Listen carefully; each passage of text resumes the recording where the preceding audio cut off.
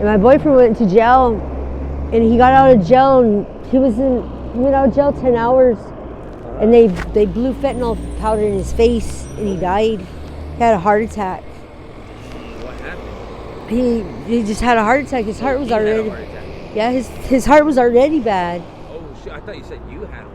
No, I coulda, but no, but I didn't go, but I didn't know I was supposed to be there or whatever, you know. And so I was expecting him to come to where I was, and instead he went somewhere else. What message do you have for your family or friends if they end up seeing this video? I'm doing okay. I'm still alive. This is what I look like. And yes, you're right. I never will be nothing. No. Would you be okay with me doing a follow-up interview in the future? If I'm alive. Well, At night, you never know. At night, you don't know. You hear screams out here in these it's like on the outskirts somewhere. Yeah. You hear screams. You hear men screaming. You hear little kids screaming. You hear the train coming through. You hear the train stop. You hear people screaming and getting. I don't know if they're getting loaded on or what, but then you hear the train go by. You hear the train screaming. I'm like, my God, what the heck? Yeah, there's nothing nobody could do. For sure, that's what I'm trying to bring awareness. You know what I mean? One video at a time. You know? We can't do nothing. It's the federal government, and if anybody says anything, they might disappear. Well, I disappear a lot. Would you be okay with me posting this on my YouTube channel? That'll work. I appreciate it, man. Thank you for your time. Yeah.